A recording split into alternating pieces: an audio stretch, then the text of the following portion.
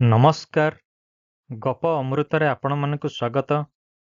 ବନ୍ଧୁଗଣ, ଦିବ୍ୟ ଅମୃତ ପ୍ରଶ୍ନୋତ୍ତର କାର୍ଯ୍ୟକ୍ରମରେ ମୁଁ ଆପଣମାନଙ୍କ ପାଇଁ ଆଣିଛି ଅନେକଗୁଡ଼ିଏ ଆଧ୍ୟାତ୍ମିକ ଏବଂ ପୌରାଣିକ ପ୍ରଶ୍ନ ଏବଂ ସେଗୁଡ଼ିକର ଉତ୍ତର। ଆଜିର ଭିଡ଼ିଓ ହେଉଛି ଦିବ୍ୟ ଅମୃତ ପ୍ରଶ୍ନୋତ୍ତର କାର୍ଯ୍ୟକ୍ରମର ପ୍ରଶ୍ନାବଳୀ କ୍ରମ 1। ଆସନ୍ତୁ ଏଥିରେ ଥିବା ପ୍ରଶ୍ନଗୁଡ଼ିକ ଜାଣିବା ଓ ଏହାର ଉତ୍ତର ମଧ୍ୟ ଜାଣିବା।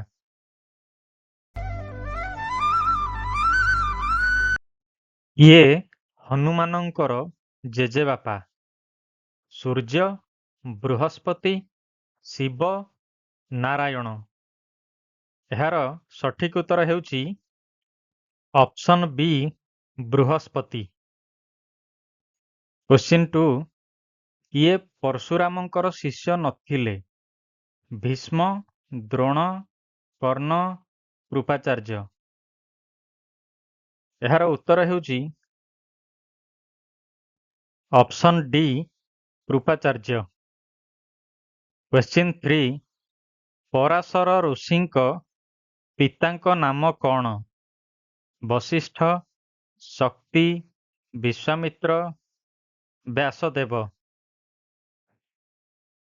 ଏହାର ଉତ୍ତର ହେଉଛି ଅପସନ୍ ବି, ଶକ୍ତି। କ୍ୱେଶ୍ଚିନ୍ 4, କୃପାଚାର୍ଯ୍ୟଙ୍କୁ କିଏ ଚିରଞ୍ଜୀବୀ ହେବାର ଆଶୀର୍ବାଦ ଦେଇଥିଲେ? ଶିବ, ବିଷ୍ଣୁ, ଭୀଷ୍ମ, ଧୃତରାଷ୍ଟ୍ର। ଏହାର ସଠିକ୍ ଉତ୍ତର ହେଉଛି ଅପସନ୍ ବି, ବିଷ୍ଣୁ। କ୍ୱେଶ୍ଚିନ୍ 5, ଭୀଷ୍ମଙ୍କୁ ଇଚ୍ଛାମୃତ୍ୟୁର ବର କିଏ ଦେଇଥିଲେ? ପରଶୁରାମ, ସତ୍ୟବତୀ, ଶାନ୍ତନୁ, ଗଙ୍ଗା। ଏହାର ସଠିକ୍ ଉତ୍ତର ହେଉଛି ଅପସନ୍ ସି, ଶାନ୍ତନୁ।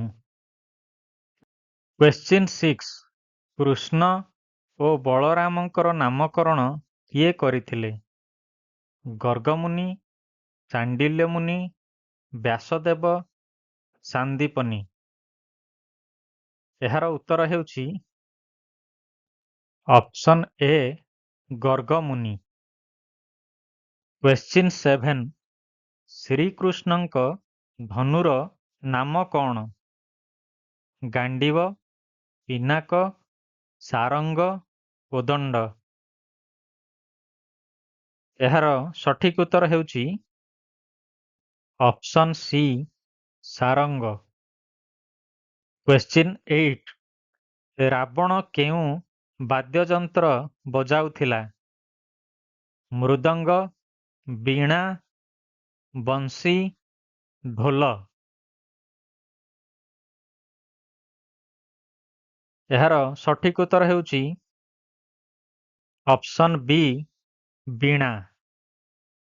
କ୍ୱେଶ୍ଚିନ୍ 9, ଲକ୍ଷ୍ମଣଙ୍କୁ ନାଗପାଶରୁ କିଏ ମୁକ୍ତ କରିଥିଲେ? ଗରୁଡ଼, ଜଟାୟୁ, ଜାମ୍ବବନ୍ତ, ସମ୍ପାତି। ଏହାର ସଠିକ୍ ଉତ୍ତର ହେଉଛି ଅପସନ୍ ଏ, ଗରୁଡ଼। କ୍ୱେଶ୍ଚିନ୍ 10, ସଂସ୍କୃତ ରାମାୟଣରେ ସମୁଦାୟ କେତୋଟି ଅଧ୍ୟାୟ ଅଛି? 12ଟି, 18ଟି, 6ଟି, 7ଟି।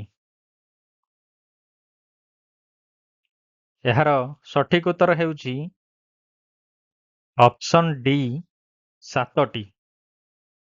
କ୍ୱେଶ୍ଚିନ୍ 11, ରାମଚରିତମାନସ କେଉଁ ଭାଷାରେ ରଚିତ? ପାଲି, ସଂସ୍କୃତ, ଅବଧୀ, ହିନ୍ଦୀ।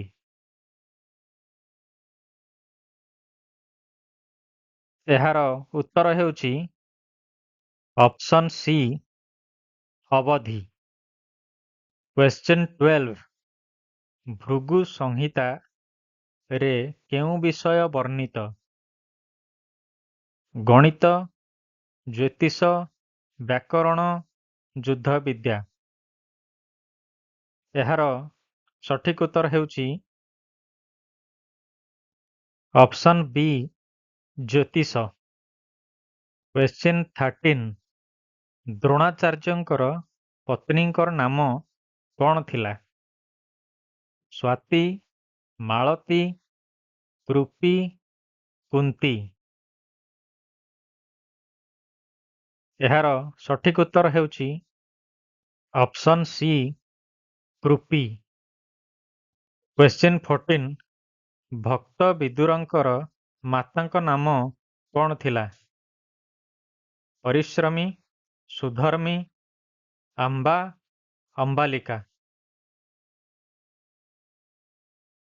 ସଠିକ୍ ଉତ୍ତର ହେଉଛି ଅପସନ୍ ଏ ପରିଶ୍ରମୀ। କ୍ୱେଶ୍ଚିନ୍ 15 ଦେବୀ ପାର୍ବତୀଙ୍କର ମାତାଙ୍କ ନାମ କ'ଣ ଥିଲା? ମୈନାବତୀ, ସାବିତ୍ରୀ, ସତ୍ୟବତୀ, ରେବତୀ।